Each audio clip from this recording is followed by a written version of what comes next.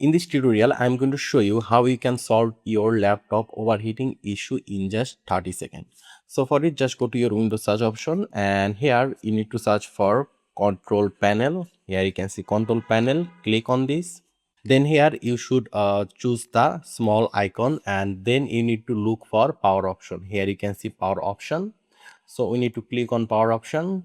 So here you can see we have an option change when the computer sleeps. So you need to click on this, and then it will take you over here. Here you can see change setting for the plan, and here you will see change advanced power setting. So you need to click here, then it will pop this up, and here you can see processor power management. So you need to click on this plus icon, and here you can see maximum processor state. So if you now click on this plus icon, it will show you battery 100% plugged in 100%.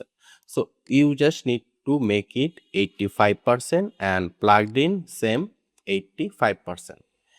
After that, you just need to click on OK, and it will be done. So within 5 minutes, your laptop will be cooled down at least by 10 to 20 degrees.